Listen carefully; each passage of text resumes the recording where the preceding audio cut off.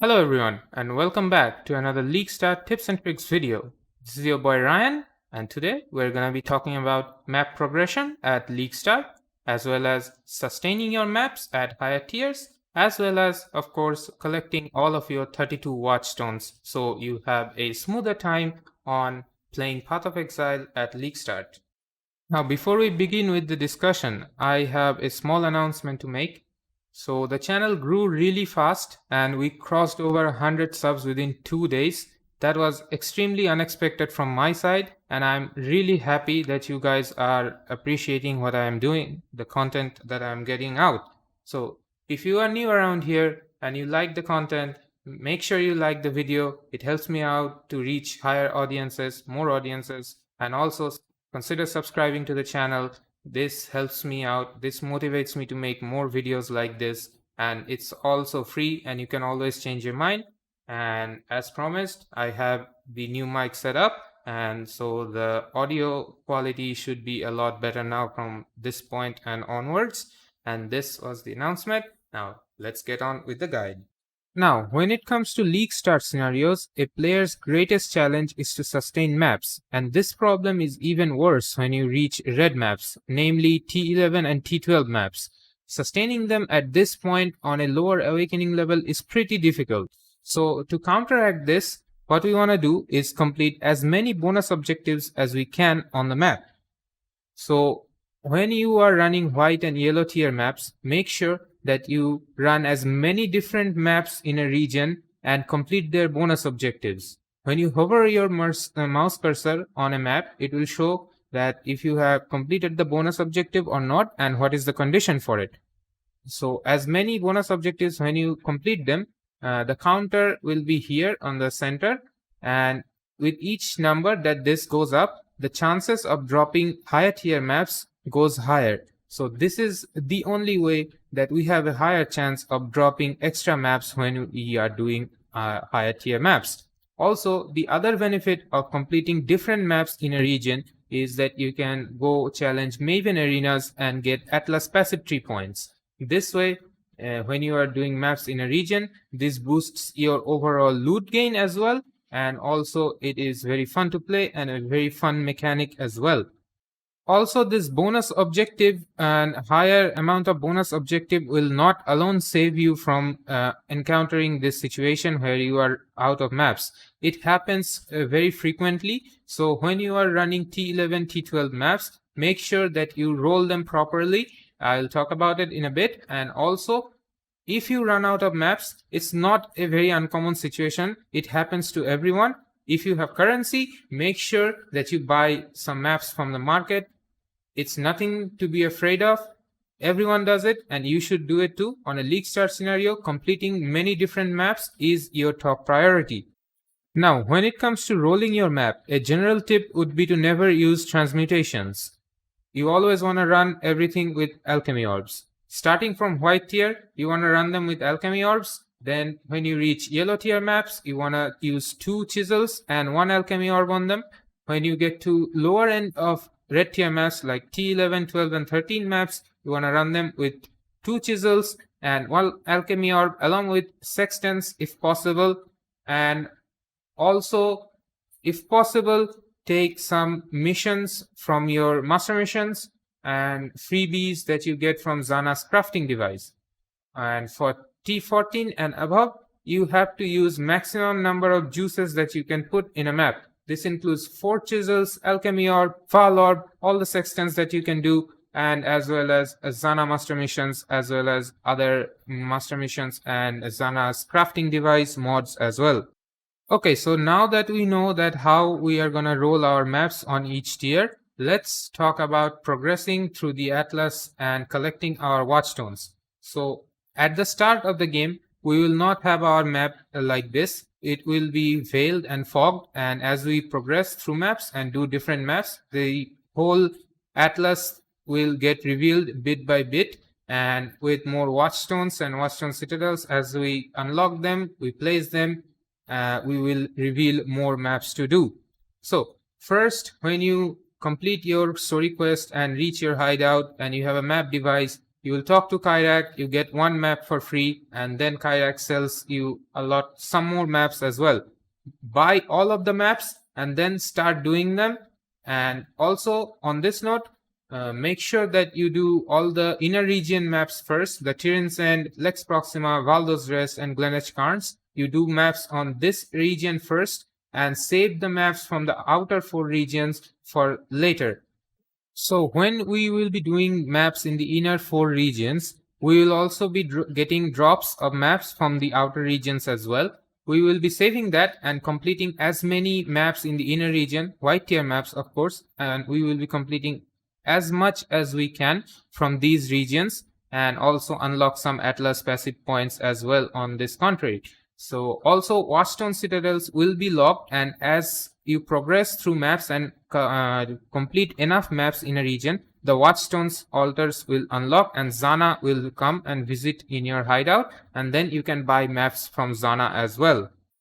So once you have collected enough maps in the outer region, we're gonna start doing on those.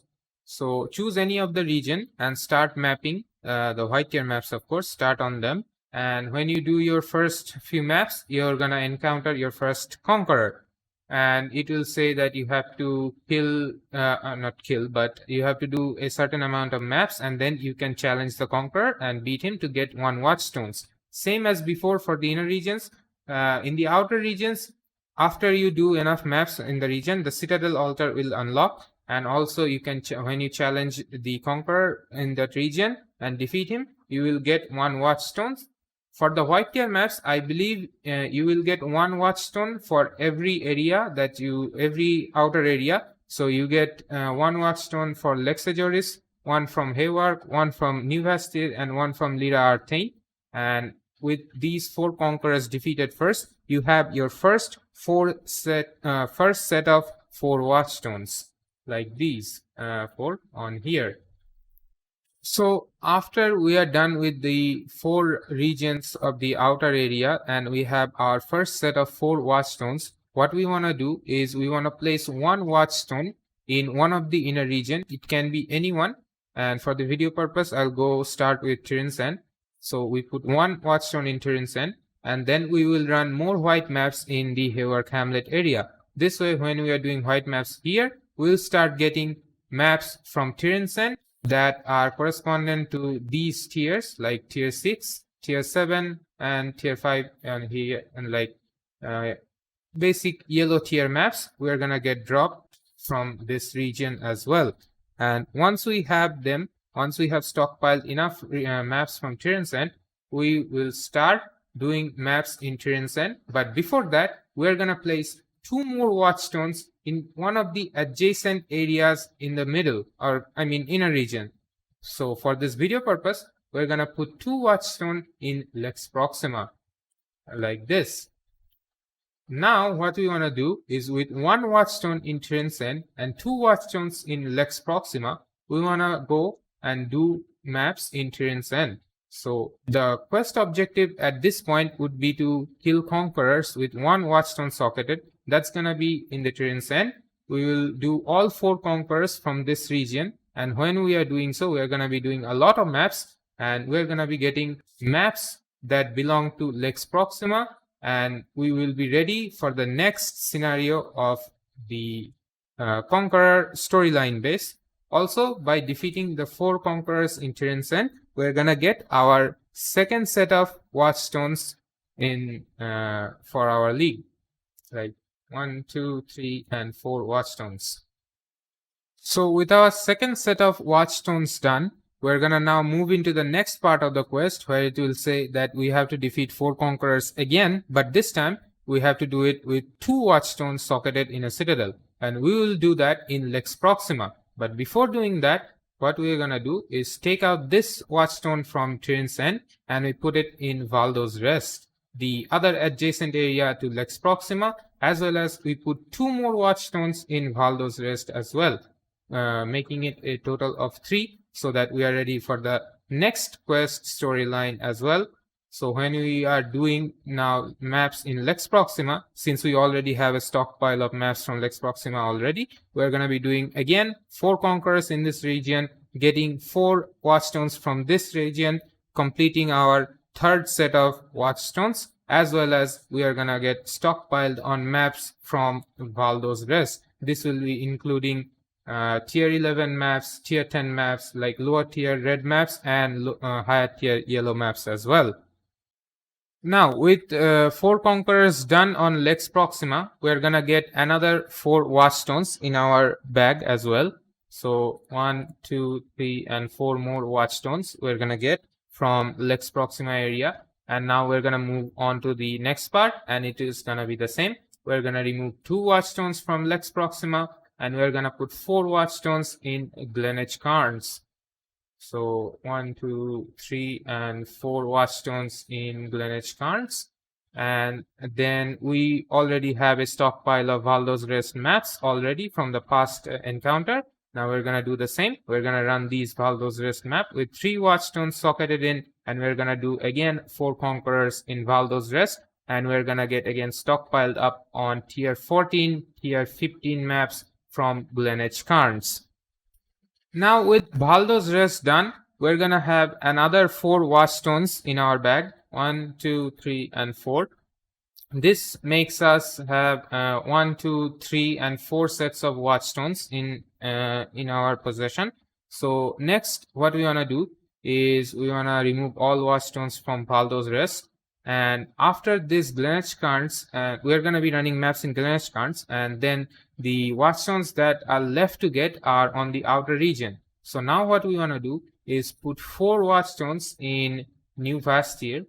It should be properly adjacent to the area that you are running 4 watchstones. So in my case, it will be New Vastir. We do 4 here, and we're gonna put 4 more in Hayward Hamlet. So by doing this setup, what's gonna happen is when we do Glenedge Cairns maps, like we're gonna run 4 conquerors in this area. So what we get is we're gonna get T14, 15 maps from this area, as well as we will have a chance to get maps drops from Hayward Hamlet and New Vastir as well. So by the time we are done with this area, and we are gonna be facing Cyrus after that as well, our first Cyrus in the league. And so after that, we'll have a moderate stockpile of maps from the outer region, as well as at this point, you should be using your Orb of Horizons to change your maps from the inner region maps to outer region maps, so you can move out into the outermost regions. Now, at this point of the game, the Atlas will be very much open, and you should have a lot of bonus objective completed, as well as 4 more watchstones. I forgot to add them. 1, 2, 3, and 4 more watchstones. So we'll have a lot more watchstones to work with. So what we want to do is we want to take out all the watchstones from the inner region first, and then we want to fill up the outermost region with watchstones. 1, 2, 3, and 4 here, and also 4 in the Lira R10 area, and the other 4 we want to put inside the area adjacent to the outer area that you will be running maps to. For example, if you are running maps in Hayward Hamlet first, you're gonna want the 4 watchstones in the Tyrion's End area, so that if you run out of maps in Hayward Hamlet, you can do Tyrion's End maps and get maps from Hayward Hamlet that way. And now all the conquerors that are left to do are in the outermost region. So at this point, after this, it's basically just hunting for conquerors on the outer region, completing them, and getting all of your 32 watchstones completed. And that's basically how you progress from white tier maps into higher tier maps. Now, in this scenario, you're mostly gonna be smooth sailing until tier 8, 9, and after that, as I said before, you're gonna be running into problems of sustaining maps. Do not be feared to buy maps from the market, and also maybe trade with your guildmates. If you have friends who have map, you may exchange with them. It's pretty easy to do in the softcore trade league, but for the SSF, it's kind of difficult. You have to go back to doing lower tier maps until you have higher tier maps to drop. Also, again, very important that you do all the bonus objectives on various different maps to get this counter high enough so that you get more maps. Now, if you are not into rushing into really high-end territory of maps in like 1 day or 2 days, and you want to take it slow, you want to do lower tier content first and then go up as you have more currency, more gear, that's also no problem. My suggestion would be to stop at lower yellow tier maps like tier 7 to tier 10 maps. You can stop there and farm that specific region for more gears and currency, and that will also be very fine. That way you're gonna be stockpiling up more T11 to T13 maps for the next region. That's a very good spot for farming as well. It's very comfortable, it's very sustainable. You will generally have like 2 map drops from doing 1 maps. Most of the time that happens. And that's a good currency making strategy at League Start as well. So the process that I described in this video might not be for everyone because playstyle varies on different players. So if you made it this far into the video and watched it and you don't understand some part of it, make sure you let me know in the comments. I'll try to answer everything that you want to know. Also, you can contact me on Discord. The link for the Discord will be in the video description as always. Now that was my take on the progression of Path of Exile. As always, if you like the video, make sure to give it a thumbs up and subscribe to the channel. Also leave your thoughts in the comments below. I'll try to check and answer each and every one of you. And also make sure that in the comments below you let me know that what kind of videos you want to see more in the future, and I will be making lots and lots of content when the league starts. Basically in the meantime, most probably I'll be making another league starter video, so watch out for that. And with that, I will end this video now, and we'll see you in the next video coming up in a few days.